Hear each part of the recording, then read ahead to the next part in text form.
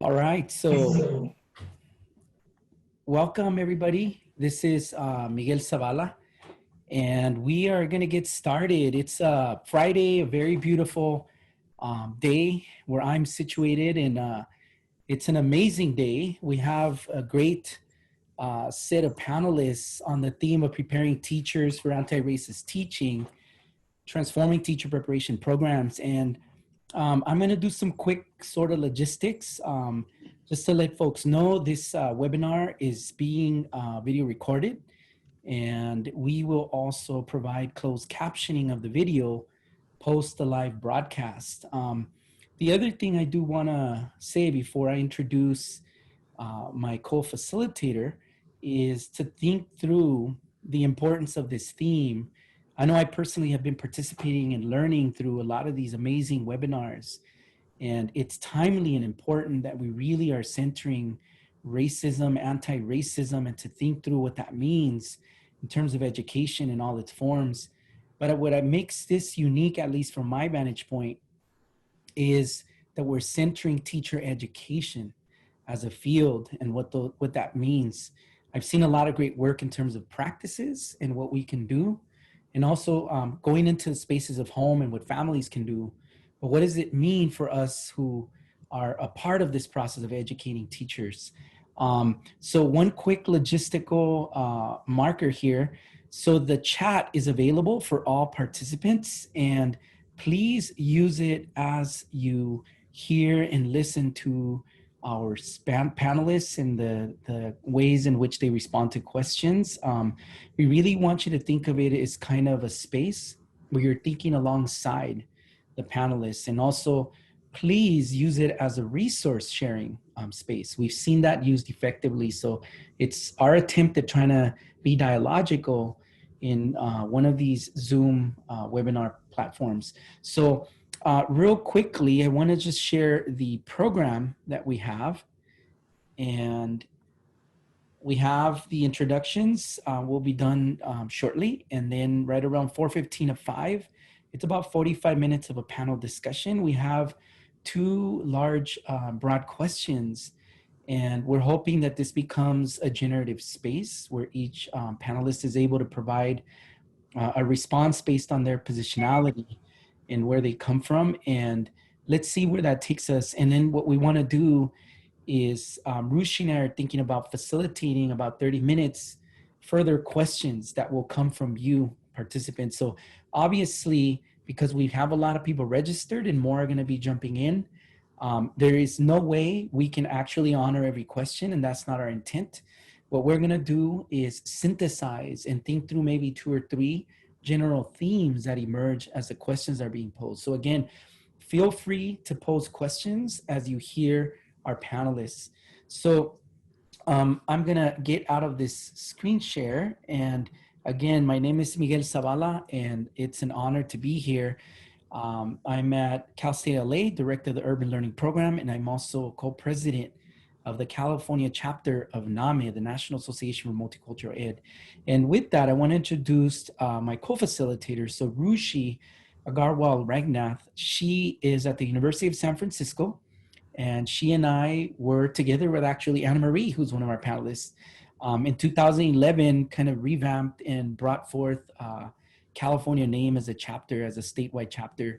And so Rushi is currently our vice president in the chapter, and she's at USF. And without further ado, Rushi. Hello, everyone. Welcome. We are so thrilled to have you all here today with us this afternoon, Friday, late afternoon. But we see it as no better time to come together and really think collectively about what it means to transform teacher ed prep. And it is my deepest honor today to introduce these our 4 panelists who have really informed my own learning and have mentored so many of us, are leaders in the field, and really bring so much brilliance and wealth of knowledge around this topic. And thank you all for being here. And I'm going to take some time to just introduce and share the amazing work that our 4 panelists have been doing and continue to do. So I'm going to start with Dr. Etta Hollins. She spent the early years of her career as a public school teacher and administrator. She conducted 2-year longitudinal studies on improving teaching practices for urban students. Her book, Learning to Teach in Urban Schools, chronicles the study conducted in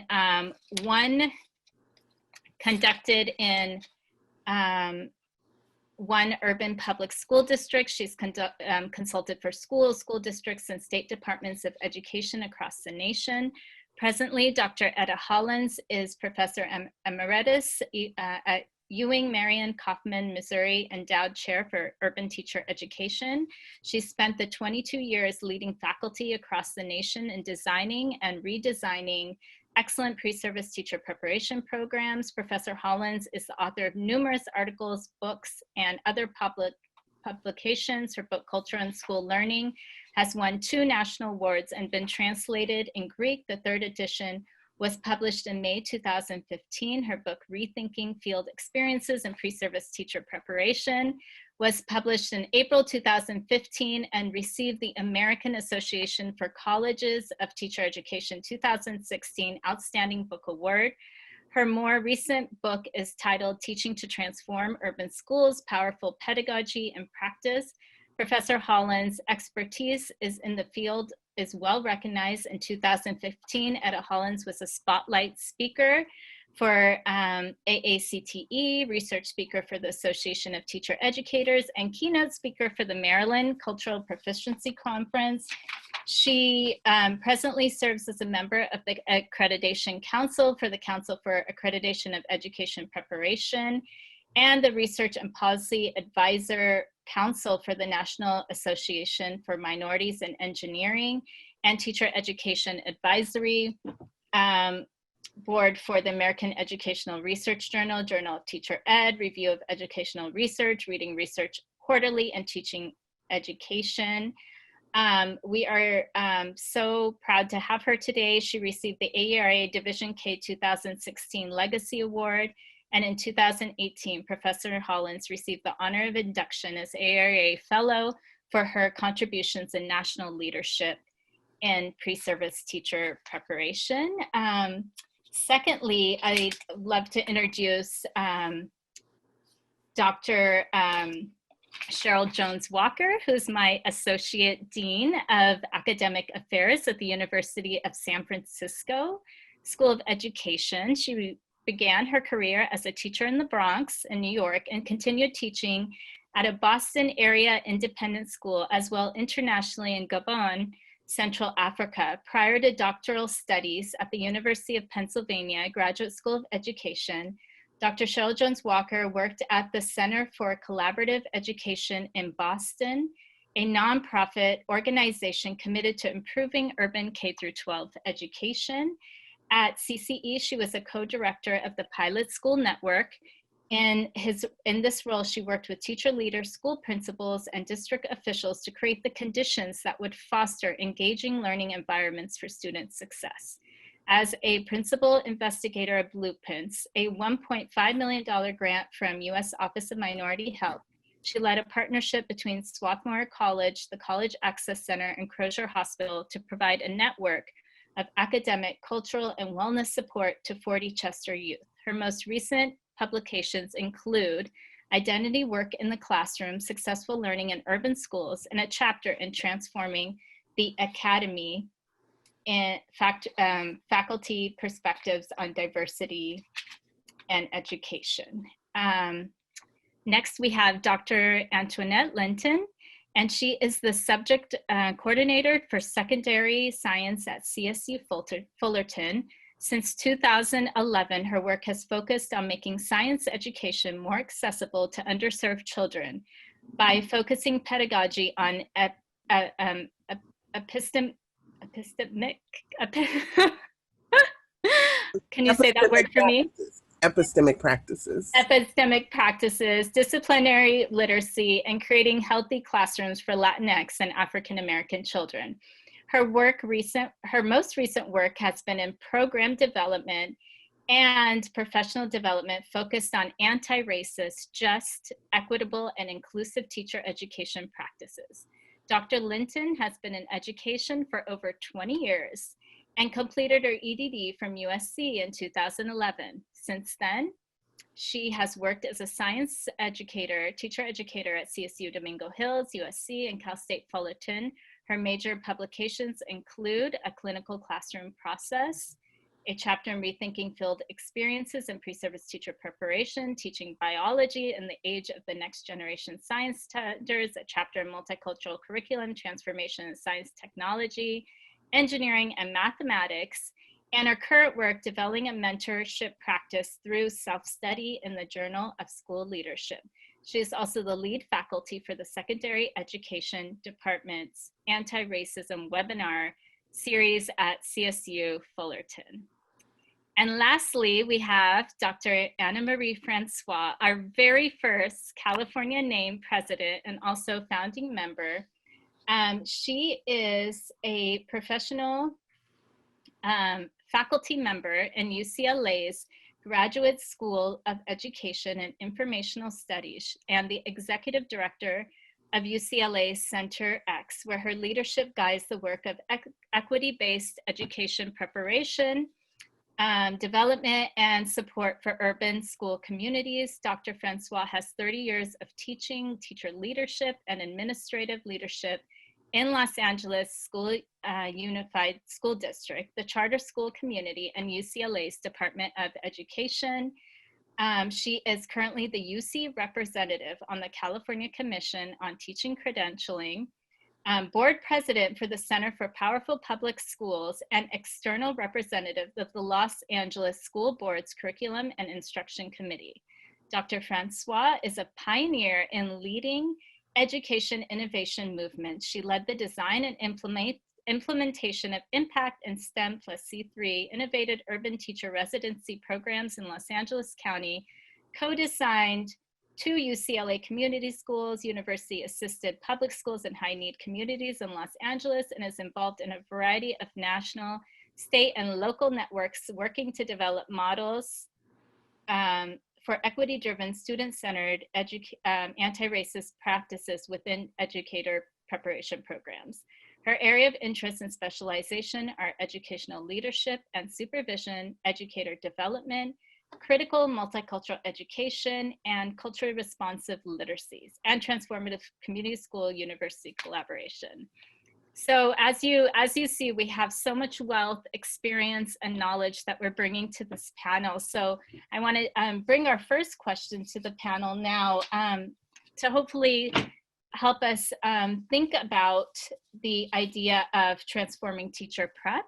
So the first question, and if we can start with Dr. Hollins, and each of you will have about 5 minutes to speak to the questions, is Dr. Hollins, how do we best prepare teachers for anti-racist teaching?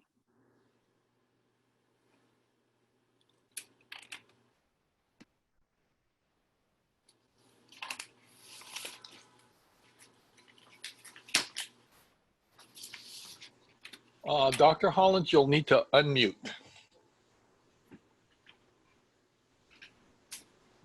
Thank you.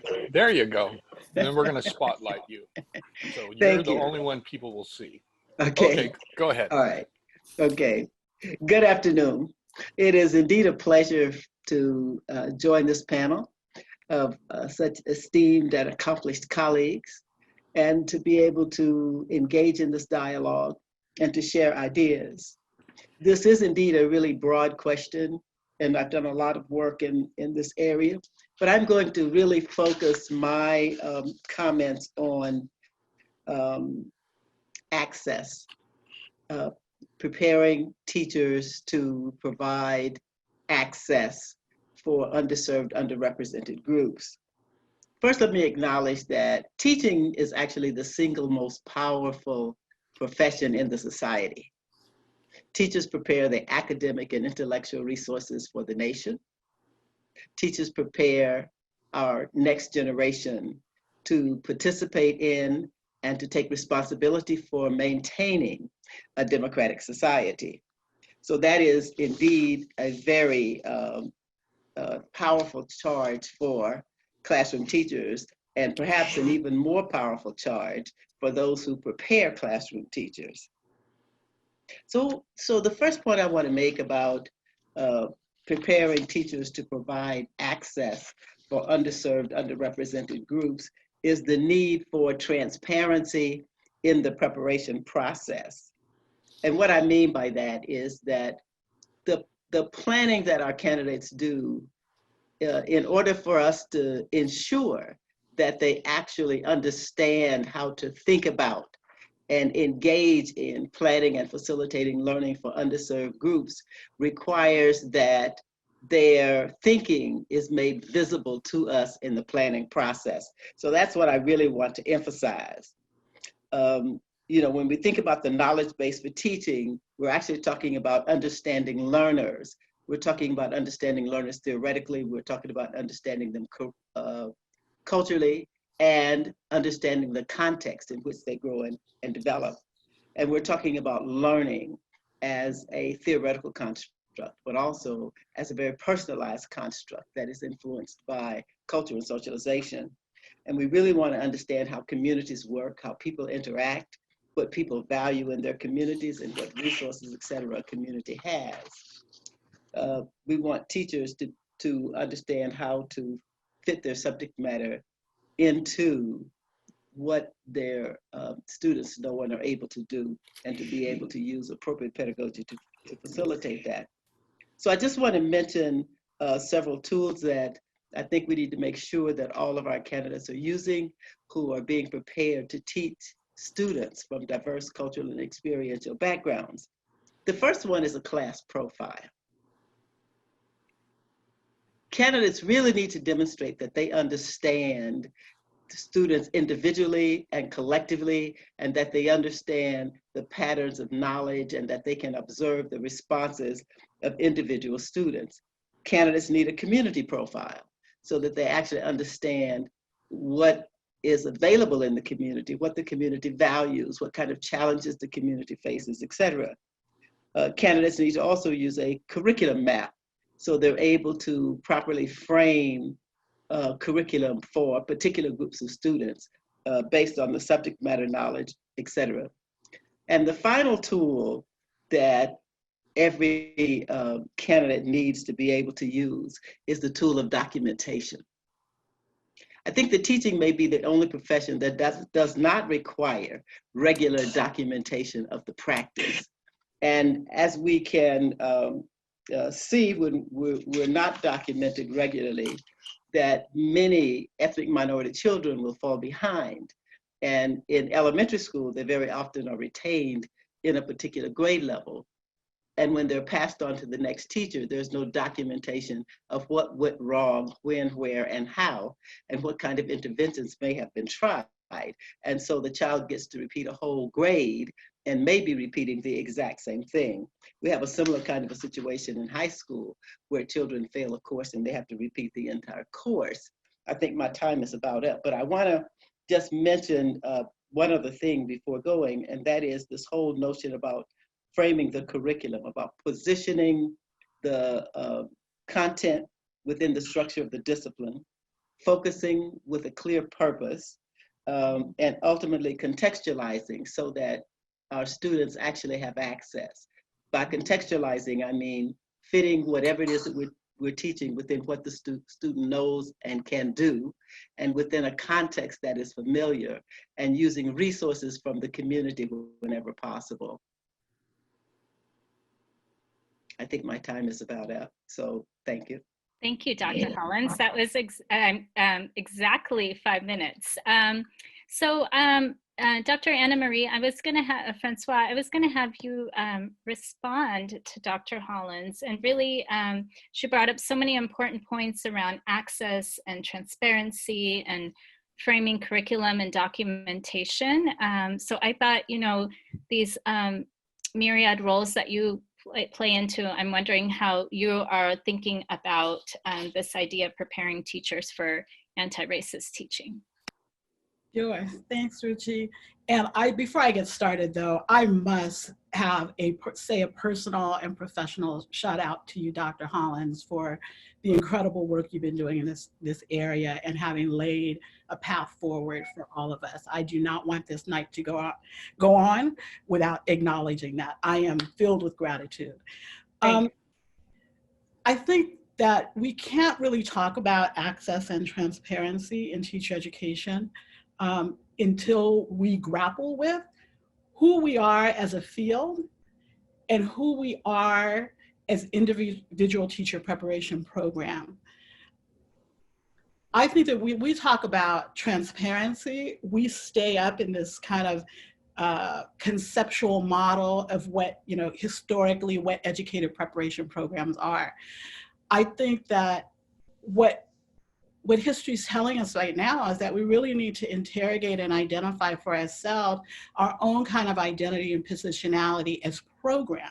So, and that starts with what do we believe is the purpose of schooling? And then what is the role of teachers within to meet that goal? And if, like many of us, all of us on this panel believe that the purpose of schooling is one of liberation rather than survival, then I think that you got to start with laying out your social justice agenda, and you need to embody that agenda in everything that you say and everything that you do.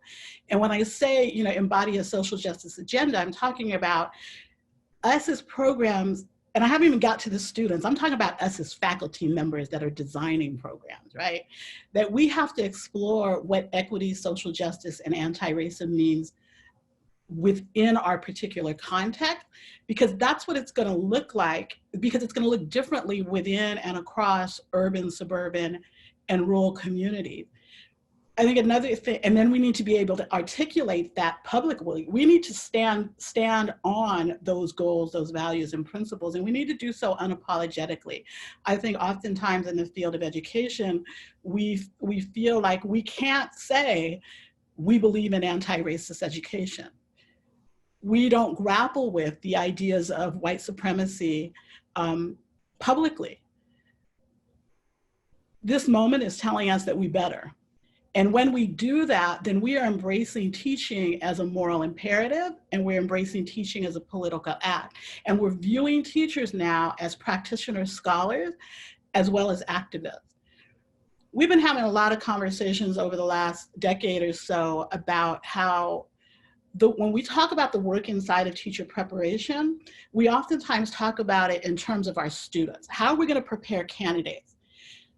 I want to just say, we need to spend a lot of time talking about the inside work of our faculty and making sure that the work of our faculty too exists at this intersection of theory, practice, equity, and justice. That our faculty has to avoid falsely separating content, pedagogy, and context for learning, and bring those things together to formulate and conduct our research and teaching activities in ways that reflect the realities and lived experiences of our children, of our educators, the schools, and their community context, because that's who we serve. And if we do that, and we engage together as teacher educators in the process of critical inquiry and reflection and social responsibility, then we can design programs for aspiring teachers that are grounded in activity and experiences and grappling with with theoretical frameworks and research that help them to become anti-racist, socially just. So I really want us the conversation always goes to the students, and the students are the most important thing. But we can't do important work with our students until we do important work within ourselves as program. And so looking inward before we look outward, and then creating, designing your programs based on that foundation.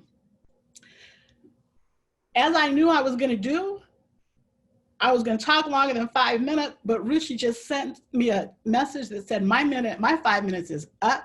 So I'm just going to hold some of the specifics about teaching, preparing teachers through anti-racist pedagogy for the next question.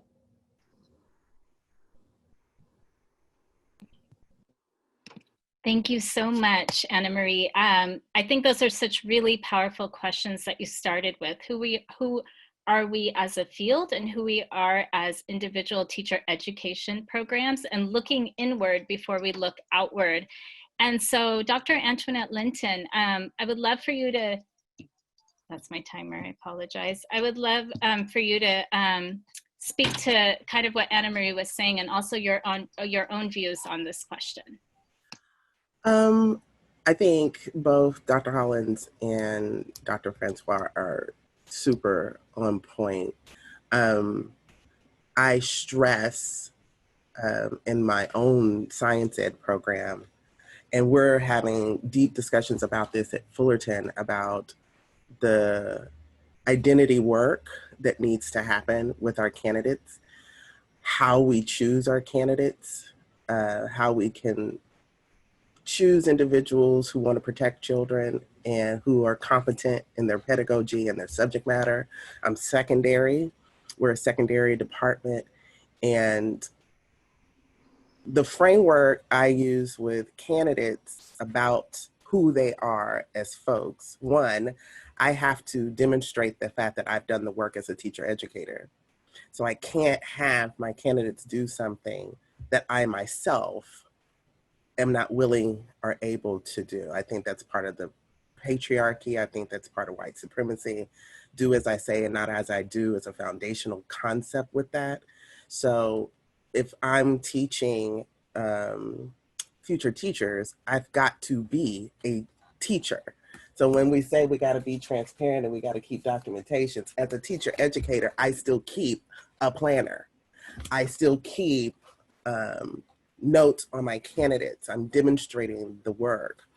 The first thing I did as a brand new candidate when I was a baby teacher back in 2002 was to make sure that I took care of myself emotionally and psychologically. I've only taught brown and Black children.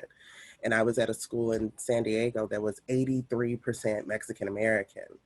So I had to become a Spanish language learner. If I'm teaching English language learners, I became an emergent Spanish learner. And I demonstrated what that looked like. It was very important that my practice was transparent as a teacher. So what I would do was I would teach my epistemic practices up front and promise the kids that I would not change these procedures in science unless they did not work for them.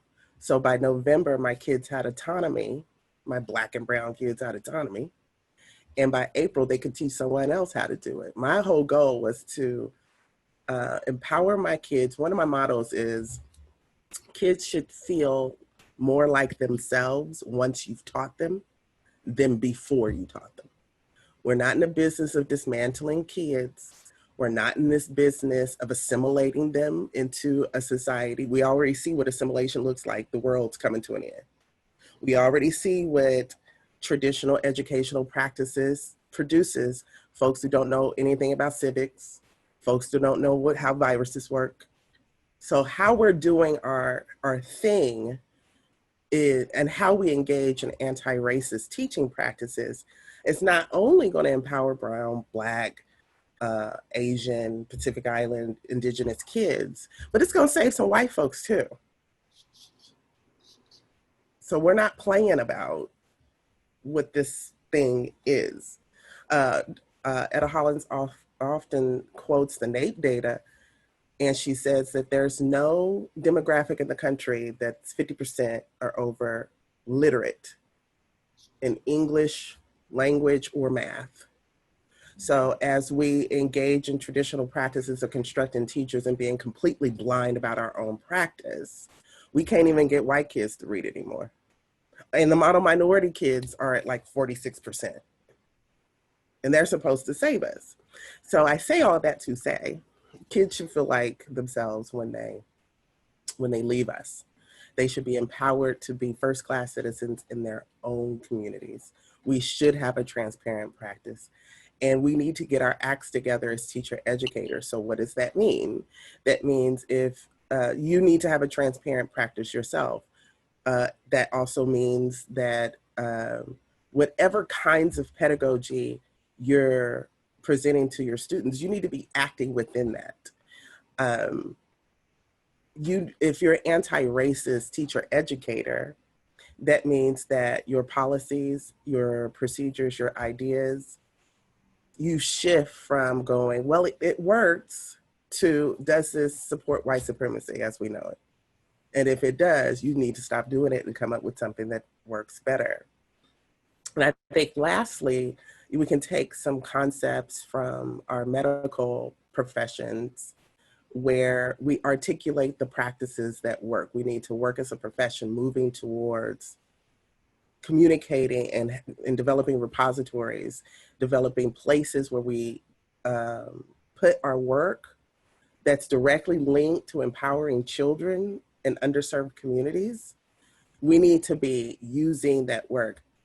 This is something personal. I'm tired of reading the same thing, being called 18 different things, because in order for us to get tenure, we got to be innovative. How about in order for us to get tenure, we need to be effective for children? Just saying. Thank you so much, Dr. Linton.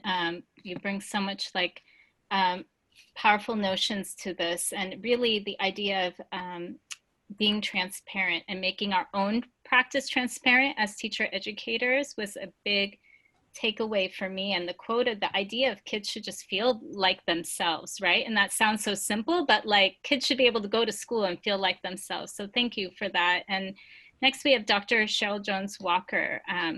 If you can please share your thoughts around this question. Sure. I just want to name how privileged I am and humbled to be here amongst this panel, but also the 250 plus folks who are participating out there, very esteemed colleagues. So I'm glad to be here with all of you. I think I'm going to try to name three things, and so much of how I've been thinking about this moment is connected to both COVID and the social unrest and upheaval in this country, both overwhelming, but also hopeful in some ways in terms of the opportunities it presents and the openings that it presents in this kind of disruption. I would name, I think as teacher educators, we're often and always in a position to kind of manage this tension between preparing pre-service teachers for the schools that we want and hope for and need, and what the reality is in the field in the moment. And so I think we need to kind of always do those two things simultaneously. And in this moment, I think there are new considerations, right? We're actually preparing them in a digital space or a remote space for remote classrooms for the next maybe year or more. But what I want to think about is, have been named by many of the panelists, that it's important to kind of do identity work as a kind of first step in preparing teachers and kind of grounding them in their backgrounds, their understandings, having a deep sense of their positionality alongside the kind of content work we need to do. So Dr. Etta mentioned the importance of identifying the skills and integrating that and kind of putting the content, thinking about how the discipline works, right? All of that has to happen simultaneously. Oftentimes we're pairing teachers in a year or a year and a half. So in addition to getting them ready for classrooms, we also need to help them understand the historical context, I think, of the country, right? How our country has come to be founded and our position in a global world and what's at stake here, and how that informs not just the educational system, but criminal justice systems, the commercial and, economic structures, all of these things that impact on our school communities.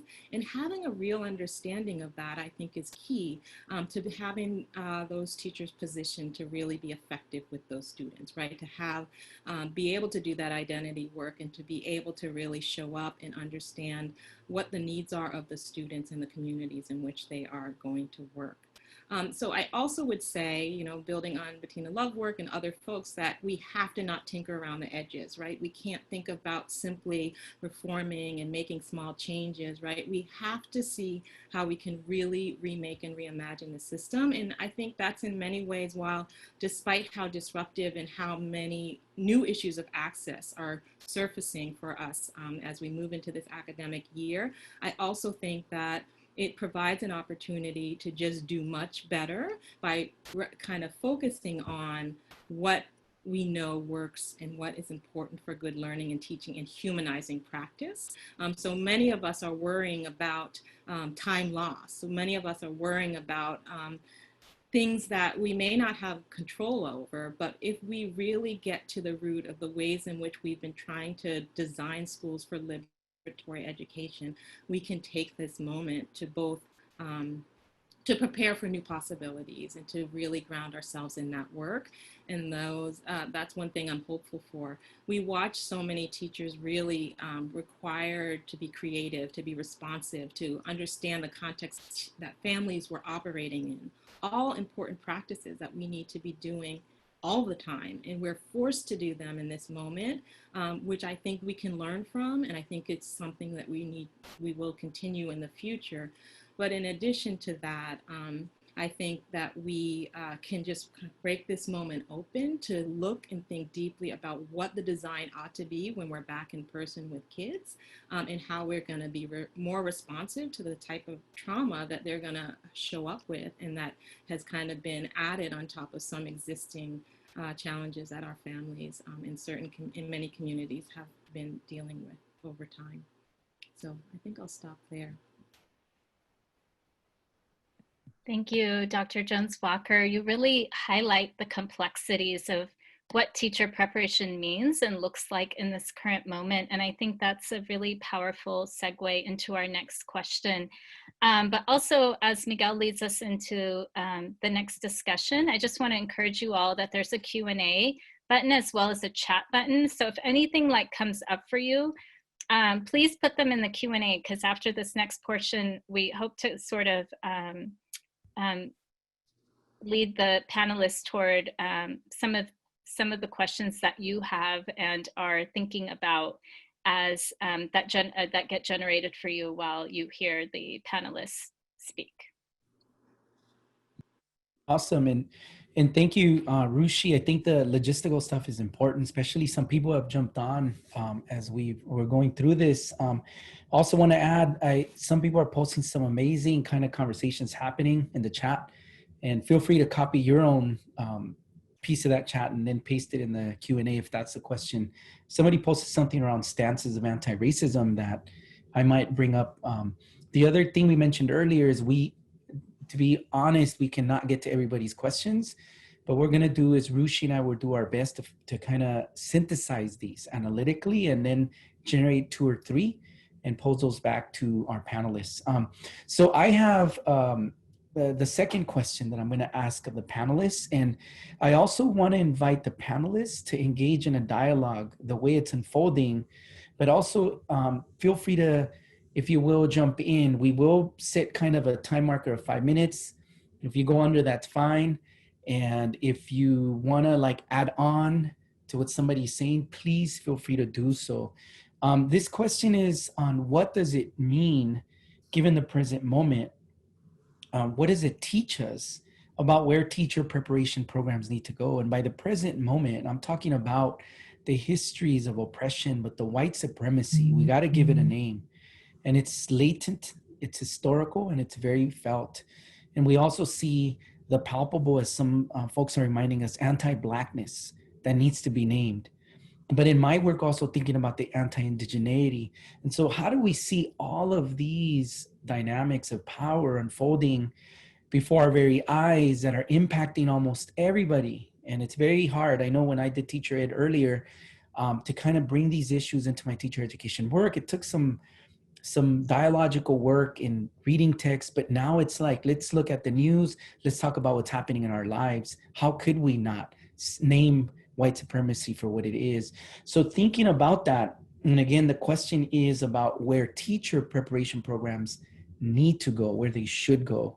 And it implies that we're kind of not there because we've had 4 decades of anti-racist scholarship. And anybody can go to Google Scholar and look at some amazing folks that have been doing this work. But how has that translated into transforming teacher preparation programs, not just in silos and in micro practices, but programs as a whole? So we will start with Dr. Linton. I was answering a question from the Q&A. Okay, repeat the question because I was answering your question. So where, and I was getting, where do we need to go as teacher ed programs given the current crisis we're seeing now. Oh, and you know what? I cried over this work. Like, as I was seeing folks in the streets and um, thinking about my brothers and my father and my partner's son and their bodies.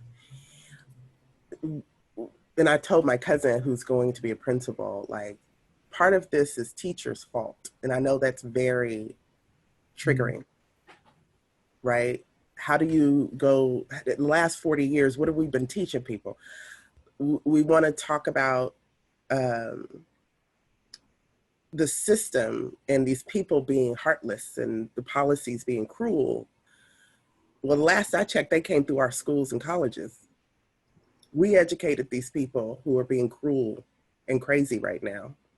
Everybody with a high school diploma that's putting their necks on people and killing folks in the street, we taught them as a profession, right?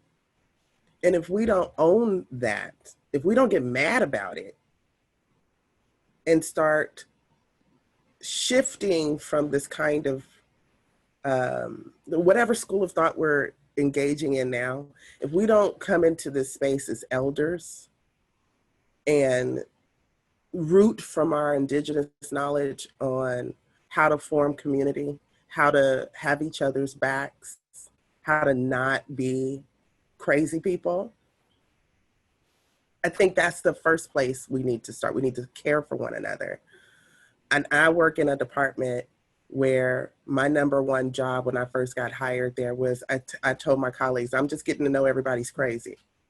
Because we all have a little crazy, whatever that is. But my job was to get to know my colleagues in such a way. And I was cultivated by Dr. Hollins. I'm one of her dissertation students, right? And she once told me I could pride myself on working with anybody. I may not agree with what you're saying, but I can work with anyone.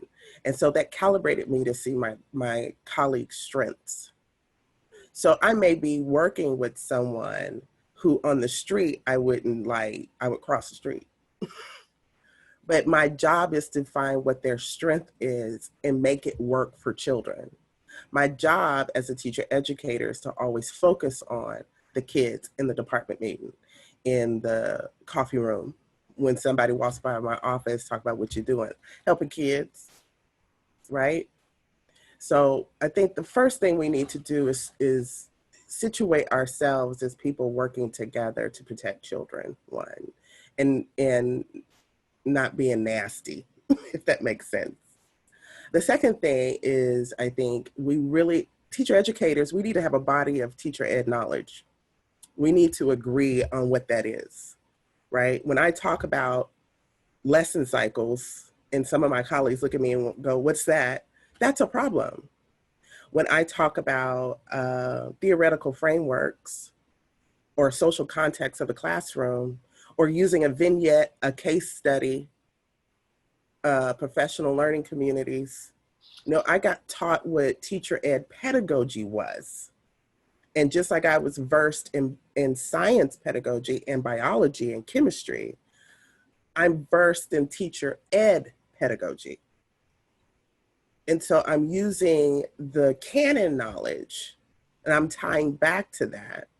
But it's very frustrating to have to teach teacher ed while facilitating a teacher ed program, because we all don't have the same knowledge. I was cultivated to be a teacher educator, right? So I think that part of it is we've got to, just like the American Association of medical doctors, we have to decide what our practice is. And we have to recognize what that practice is as we go from program to program. Right now, we're just making it up.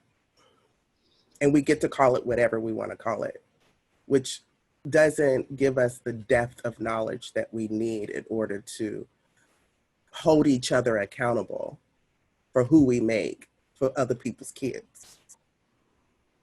So I think that's one of the first things that needs to happen. We need to work together as professionals. And secondly, we all need to figure out what we're talking about when we're talking about things. And then the last thing I think we need to do is, you don't get to do something just because you like it. If it does not positively affect children, and if it doesn't empower our candidates and our kids, you don't get to do it. For instance, phonics doesn't work, so stop using it. Just because it's common, it doesn't work for everybody, because no demographic of kids are literate in this country, over 50%. We need to stop using stuff just because it's common to use. It has to be evidence related. And that's my 3 takeaways. That's what we need to do.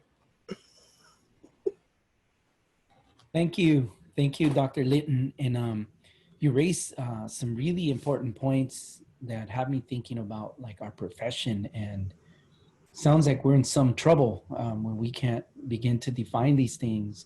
But what we want to do is also, for the other panelists, want to open an invitation. Who would like to respond to any of the comments and insights that Dr. Litton has put before us? So we want to make it a little bit more conversational.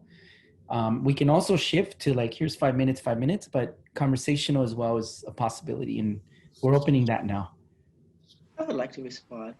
Okay, we'll go with Dr. Hollins and then Dr. Francois. Yeah. Yes, Antoinette, thank you for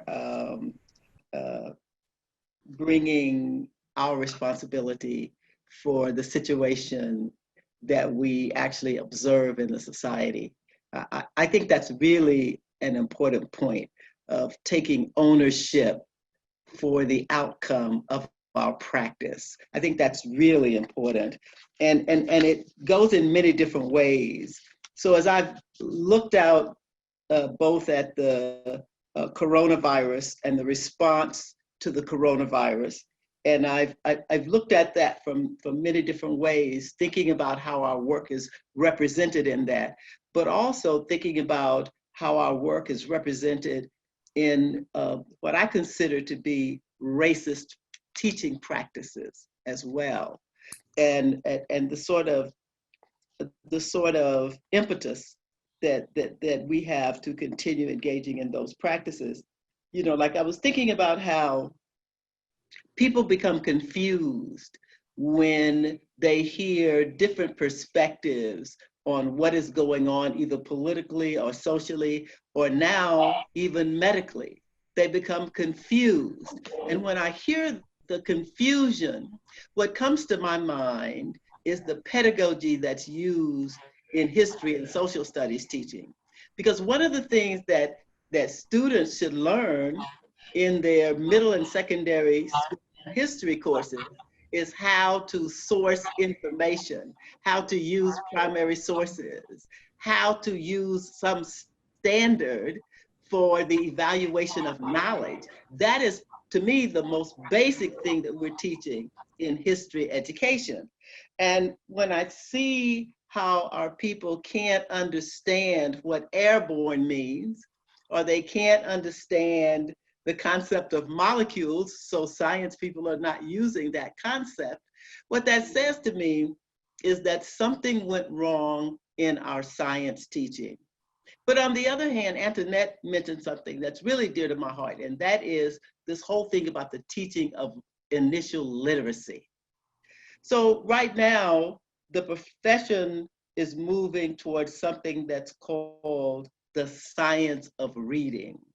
And I'm not sure I have seen a more, how should I call it, a more white supremacist notion in education. I don't think that in the 54 years I've been in the profession that I've ever seen anything so blatantly racist. Someone making the claim that a Eurocentric linear approach to the teaching of reading is universal, regardless of whether the language is logographic, alphabetic, or whatever it might be. And we're not contesting this approach very loudly.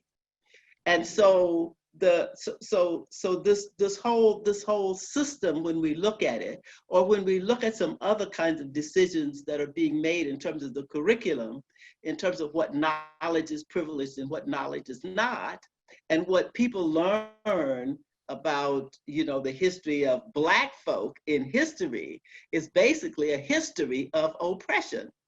And so the children don't actually come to understand what accomplishments or contributions or perspectives that African American people have actually had throughout the history. Of course, that's not just true for African American people, that's true for Native American people and other people. So the curriculum itself is a very biased and racist curriculum. And so in preparing pre-service teachers, unless they're actually looking at that curriculum, I mean, any way you look at the curriculum, whether we're looking at English language arts curriculum and we're looking at secondary English, even when you see African American literature included, the African American literature, I mean, my grandson would complain that, you know, it demonizes African American men. And so, you know, like, there's a lot for us to be concerned about inside the profession. A lot of things that we have to work on where we, through not taking ownership or responsibility or pushing back, actually promote racism in the society. I need to weigh in here because this whole notion of the perpetuation of racist teaching practices, and Antoinette said something to the effect of taking up practices and approaches because that's the way it's always been done. And I just said this to the other day to somebody, that phrase, we do it because it's always been done this way, is probably, in my opinion right now, one of the most racist things that you can say in teaching. Because what it says is that you have not interrogated what you're doing against who your students are, the history of the community within which they reside, in order to make sure that what you are doing in the classroom is meeting your students' needs. You know, Miguel, you started this section, this question with, we've been doing this anti-racist work and we've had anti-racist literature to inform this work available to us for 4 decades. Who is us? Us on this panel, yeah. But by and large, folks have not picked up that literature that you described. And I am a teacher educator. I love teacher educators and I love teachers. And I love them enough to say, we are wrong for that. We are wrong for having these tools available to us and not bringing them into our teacher education courses, into our conversations with the local schools and school districts that we work in, and to really push our state agencies and organizations that drive policy to dig into and grapple with the issues of anti-racism collectively. I also wanted to say, and we need to shift that. We need to shift and take and own what we can own. And then we need to humble ourselves to say, we may be doing some good work, but there's so much more work to do. I think, you know, I work at a teacher education program that I am very proud of. I've been with UCLA for 20 years and I have seen the peaks and the valleys, the ebbs and the flows. Sometimes we get it right, sometimes we don't get it right. But we keep down the path of struggling towards anti-racism, towards equity, and towards justice. We are walking that road. And we take a few steps back, but we keep pushing forward. But what we haven't done, and I'm sure some of my faculty are in that chat room and they're not gonna like that I'm saying that, but what we haven't done well enough is we have not collaborated across institutions and across segments so that we can build and learn with one another. Teacher ed can learn a lot from the youth movements that are happening right now, for the other collectives that are happening that are not centered in teacher preparation. And I just want to say one more thing before Ruchi hits that button on me again. We talked earlier about the importance of exploring and interrogating identity and positionality. And I think that, you know, we all understand and know that you got to do that because that's what shows up in classroom. It shows up in our lecture hall. It shows up in our interactions. It shows up in our assessment. I would also say that we need to take that one step further, and we need to really grapple with and be curious about the history of others. And so that's why I think the whole movement around ethnic studies right now is so critical, so that we can explore issues of power, privilege, and difference across humanity, so to speak, right? Because I'm just gonna leave that there.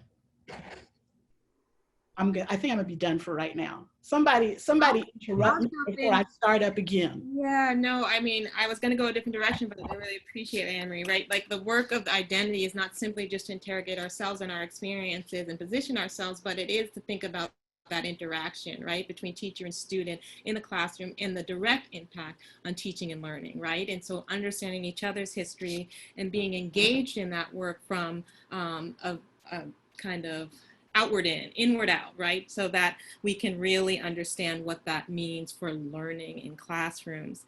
I think I was also going to name the ways in which you talked about understanding our goals as teacher education programs as liberation, right? And so when we think about the ways in which folks show up and think about the fact that, you know, why does the kind of anti-racist practices continue to take place? And it is really, I think, produced in and outside of schools in our societies, the ways in which, you know, there are individual bad actors, right? That rather than understanding, interrogating it as a systematic process reproduced in schools, which we know, that they also hold this possibility for liberation and transformation, but that all of these structures in our society are designed, right, to be oppressive, to be hegemonic, to be to really work against many individuals having access and having mobility, despite the fact that we suggest that education provides that, right? So I think reckoning with that, being clear about that as we work and prepare teachers, and saying that we have to do a lot more to interrupt the ways in which schools are currently designed in order to get to this transformative possibilities that is held, right, in our society as how schools operate, but isn't often the case for many populations of people. So I think I wanted to just offer that and think about particularly what are our stances as educators, how do we think about the history, and how do we work and integrate more broadly. I think you're right? There are decades of research and there's decades of amazing work around this, but how well integrated is that into our programs, right? Across courses, right? Not in one individual course, but across courses and across our programs more broadly. And I also agree with this notion that, you know, there's a lot to be learned in collaboration with one another, but also with communities around what the kind of change and transformation they are looking for and how we can learn from and alongside them and engage our students in that work as well. If I could just say one thing, because I feel like in many teacher education programs, it's kind of the elephant in the room, is that the positionality of teacher preparation within the university. Mm-hmm. And I consider that in the same way I consider, you know, if I'm asking, Antoinette said earlier, I can't ask my students to do anything that I'm not willing to do. And so if we are preparing transformative educators for school, radical change agents, and that's what we want them to do. We want them to go out there and we want them to change cultures and systems that have worked against particularly working class kids of color, right?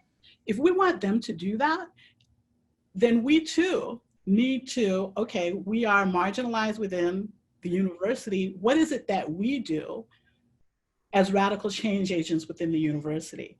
And that's really hard work, but I'm just reminded of, as teacher education programs, you gotta be willing to do the work within your context that you expect the students who graduate from your teacher education program to do. Yeah.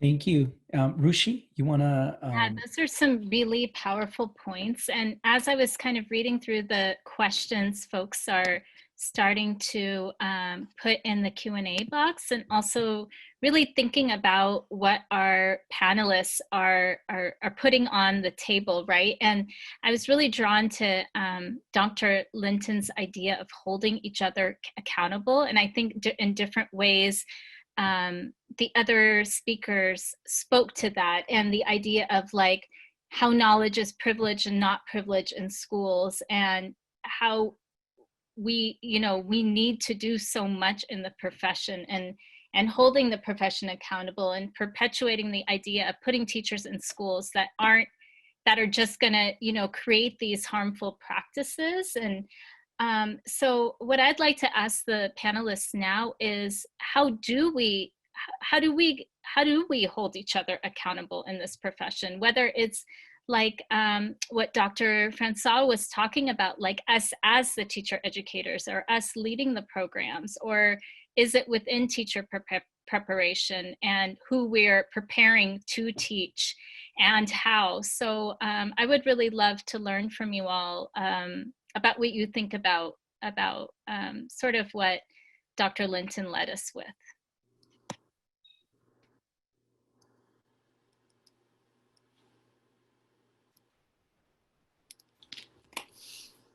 I'm over here jumping out of my skin because someone brought up, are we actually done? I feel like a developmental trajectory in education would be very helpful. Because I just got out, I told someone in here, I just got out of my teacher educator internship. I've been doing this thing for 20 years and I'm still learning how to be a teacher. There's still so much for me to know. And so it's like this idea of, when do you become finished? When do you develop practice? That to me is an exceptionally important, respectful way of looking at this work. I got into a discussion with a colleague recently. He had a point. He was like, we got to treat all our colleagues with respect. And I said, definitely. But the 3 we just hired, this is their first tenure track position. They also need mentorship and eldership. So don't leave them hanging just because you feel like they finished their grad program. Now the real work begins, because the first 5 years in a tenure track position and learning how to be an effective teacher educator for kids was hard. And when you've got a whole bunch of people walking around not caring for and helping develop teacher educators in an effective, intentional way, they're gonna fall back on practices that they've seen, just like our teachers do. They're going to be cultivated by folks we don't want them to be cultivated, just like teachers do. So, I mean, it's super important that we think about this as a continual educational process, even though we're the teacher educators as well. Because if it wasn't for Dr. Hollins, I think I would have been crazy and running through the streets of Orange County. But I had a mentor to fall back on and to guide me. And that helped out a great deal.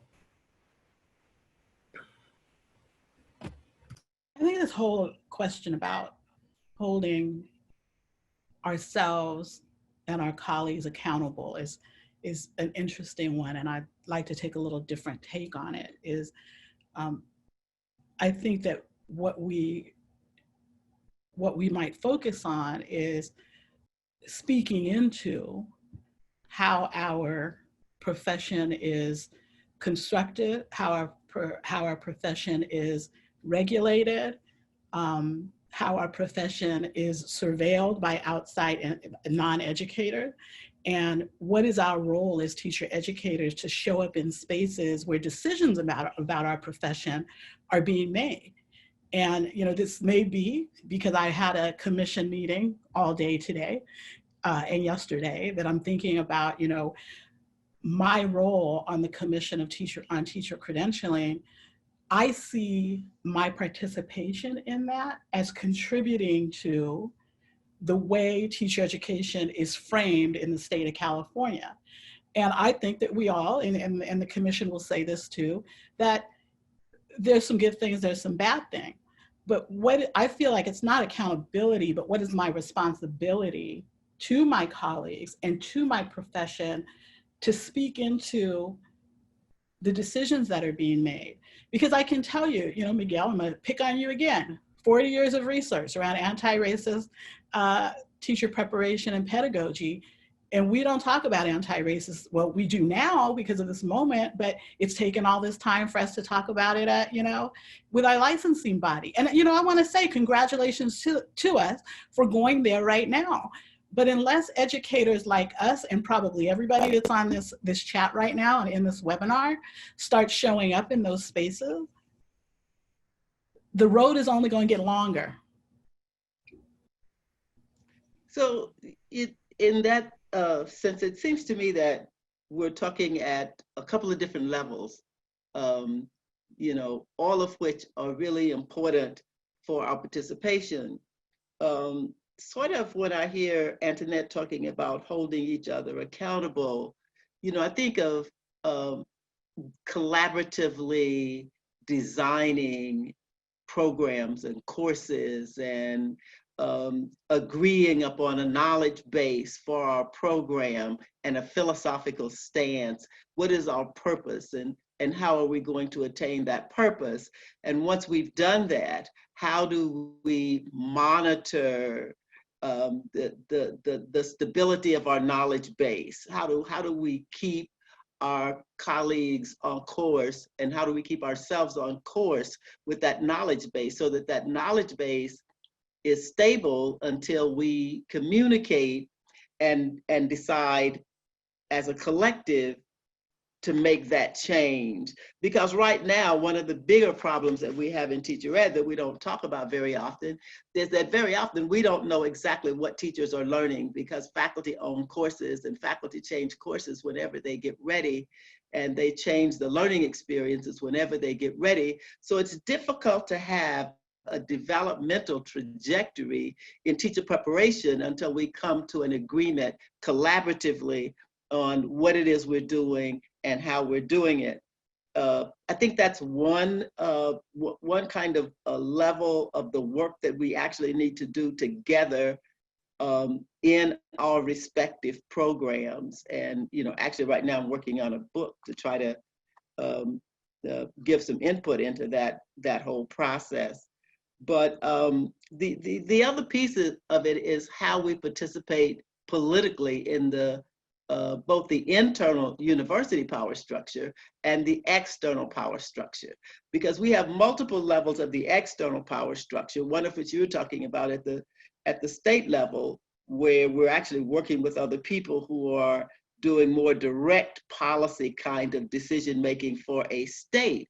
But we also have the accrediting bodies that are making decisions, the national accrediting bodies that are making decisions that influence the work that we're doing. We also have the US Department of Education, where some other kinds of policies and decisions are making. We sometimes get legislation coming out in ways that we don't expect. But if we talk about participation in those things, usually those different groups either host public hearings or they put documents out for review. And what I'm hearing back from some of these groups is that the participation of teacher educators in helping with those decisions is not that great. So that's kind of like owning the profession and taking responsibility for the profession, and then we have the other area where we get input from scholars within the profession, and we have debate among ourselves in the literature. But we also have growing among us people who are having as much influence on the scholarship in some areas, who do not engage in the profession at all other than the contribution to the literature. And so I see some growth there where those publications are in our own journals, but maybe they're not vetted in the way that they should be in terms of how we think about the practice. So we have a lot of different levels of participation and of responsibility, and in trying to manage those factors that impact the work, sometimes in a positive way, sometimes in ways that are not so positive. But on many of our faculties, those are not the kinds of dialogue that we're having about those particular factors and how we're actually participating or not participating. And I think that we need to really think much more deeply about those factors.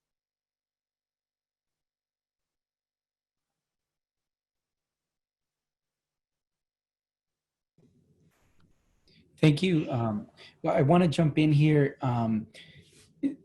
I noticed a couple of questions, and I want to bring this to the panel. Questions around one might think of as navigating institutional spaces, and especially because all spaces are contradictory, there is nothing that's not without contradiction. And so it was framed as kind of this expression of stances of anti-racism and how that's manifest in, say, individual teacher educators and what they're trying to create in the spaces of their teacher education. But we also have like scaling up programs themselves, the kind of messaging, ideologies, politics that inform anti-racism, define it or not. And then this one of the questions, it then moved into the like levels of the state, like mandates. How do we reconcile the cacophony of voices, but also some voices being more powerful than others? Because when we look at the state is a state too. And I believe there's a lot of agency and there's a lot of transformation that can happen locally. It's something we're trying to do at Cal CLA as we redesign the urban learning program. But there are still things that come that are part of state structures that may not be as, if you will, conducive to fighting the good fight. So I don't know if any of our panelists want to take that kind of question of these tensions that exist, and when can those tensions also become generative rather than like roadblocks? Because as a teacher educator, it's easy for me to say, okay, that's just white supremacy, and I'm going to shelter myself in the cubicle of what I can do, and everything else I can't change. So how do we scale up change? How do we reinvent it amidst all these tensions that are very real?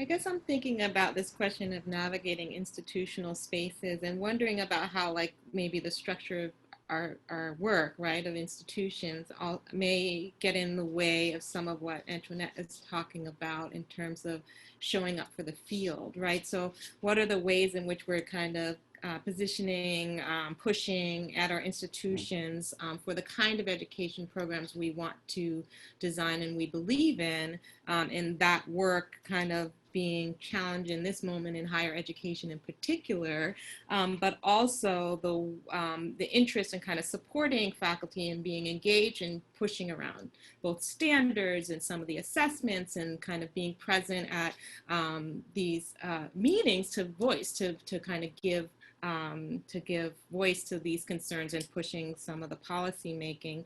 But I also worry sometimes that we kind of have these buckets of work, right? There's the research, there's the teaching, and then the service, and there it's hard to think about the integration of all three, managing all three, and our responsibilities in institutional spaces. But I think I agree that it's critical because we know in general, folks who are involved in education are too often not educators, right? In terms of making the policies, setting the agenda, evaluating our programs, right? And thinking about what the mechanisms or criteria for that even are. So certainly the more voice and the more participation and the more organizing that we can do as a collective to be present in that decision making, hopefully the more change we can make.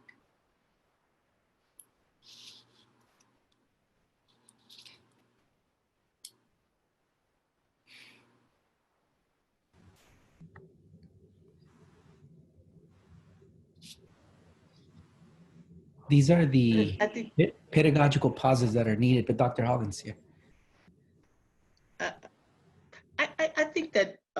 sometimes I think the issue is that we may not have enough dialogue focused on what it is that we wish to change. I mean, what is the change that we need within our institution? And what are the best strategies for bringing about that change? I think that's a dialogue within teacher preparation that I don't hear us having very often.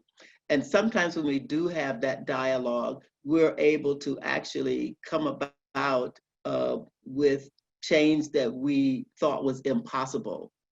But once we have agreed upon it, I think it makes it more viable.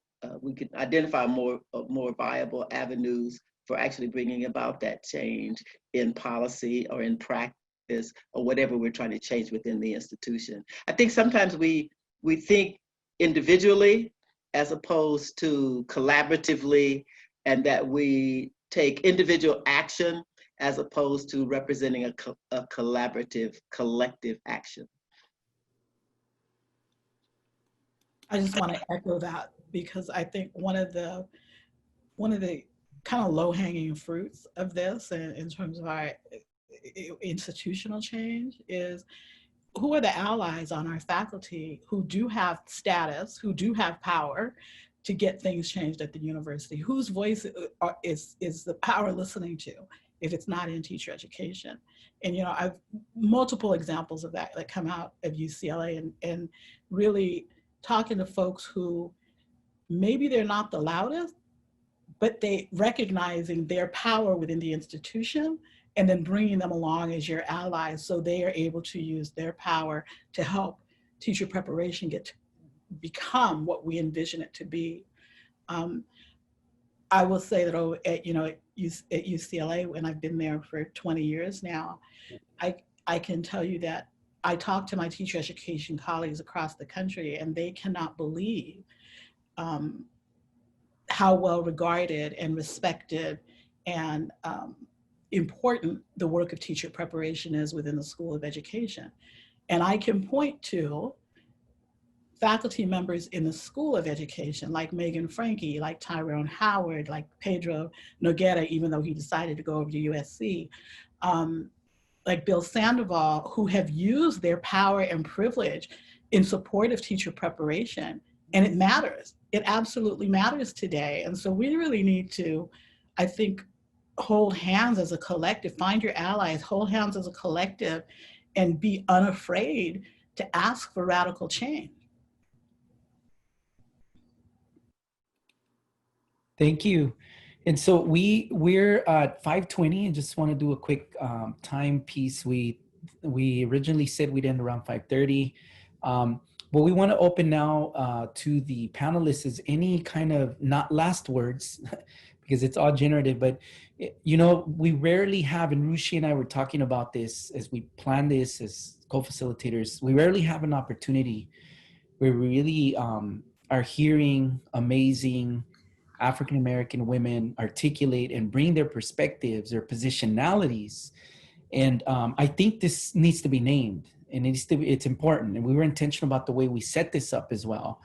But what words of advice or questions do you have for us is lasting, enduring, but not lasting as this is the end, right? And we'll we'll conclude with that to give you kind of that, and we can start with whoever wants to start, and we'll walk through each one of the panelists. I'll start.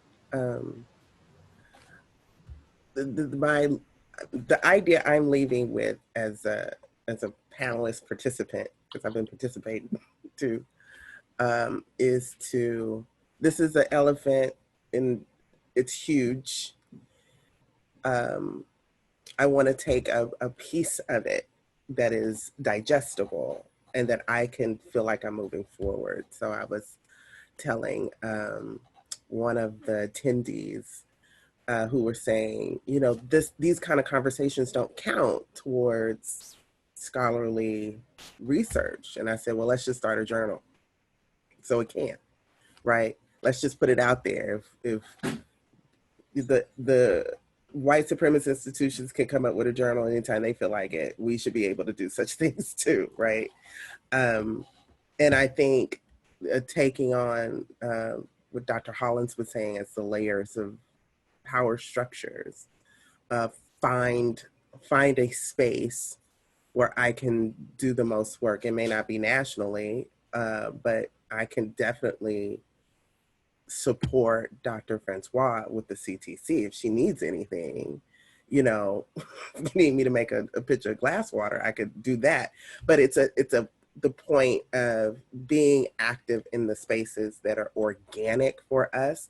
If we look at it in all its totality and multidimensionality and complexity, and it'll be overwhelming. But if I say, I'm gonna work with Pedro, we're gonna get this journal started, and I'm gonna make sure my butt's at CCTE and voicing these things, and I can take the homework steps of this and say, this is what I'm going to do to move it forward. There's over 200 people in this webinar, which is amazing. Collectively, we could definitely do something if we're all moving in the same direction.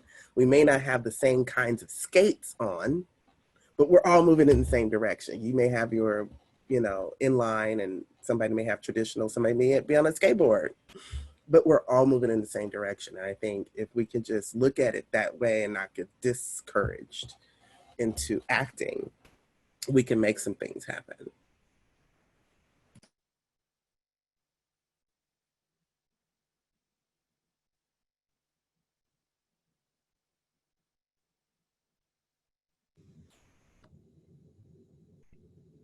So what are the ideas that, I would sort of like to leave with or share is that we as teacher educators are as powerful as the strategies that we use.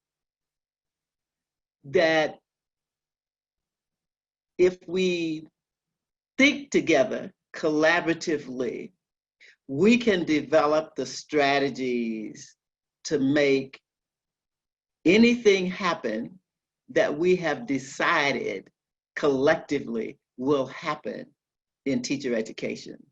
That's true on the faculties where we work, and that's true for the profession itself.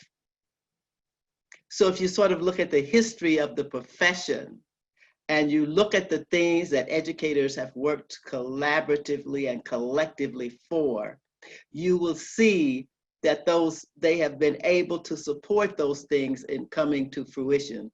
Whether we're talking about the NEA joining with the American Teachers Association, which was an African American Teachers Association, to support desegregation or to support the accreditation of Black schools, when the regional accrediting body was refusing. When we look at our history and we think about our history more directly, we become more empowered to understand that we can do whatever it is that we plan to do, so long as we plan strong strategies, that we are working collectively and collaboratively with other teacher educators and with whatever stakeholders that have an interest in what we're trying to get to happen. We are not powerless victims. We sometimes fail to carry out the kind of action that's necessary to bring about the change that we would like to see. That's what I would like to leave on the table here.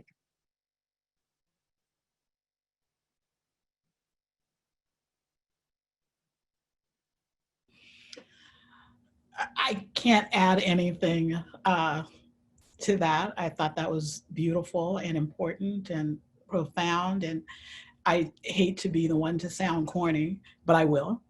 I feel like John Lewis left us our marching orders.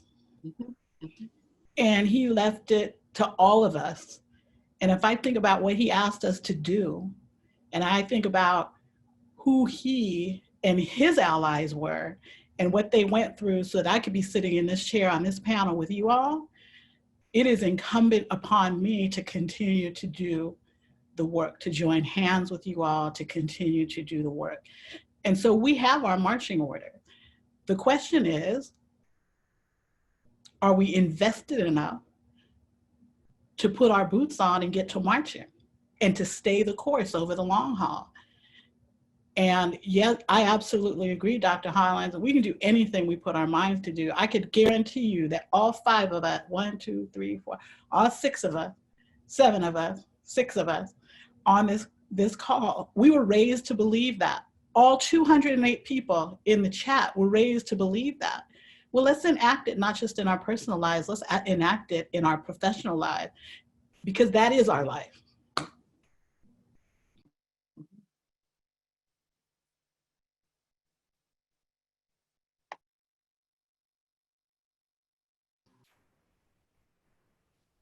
Yeah, I'll leave it there. I don't feel like I need to follow, just to say I appreciate and I'm inspired and hopeful that we can continue to dialogue and work collectively around this. I think I am blessed to have amazing educator colleagues on my faculty and be positioned in a way in the University of San Francisco as a whole. And I think that we together can work collectively to make this kind of change, particularly in this moment and where we see the field and the kind of urgency that is ahead of us. So I'm looking forward to that work.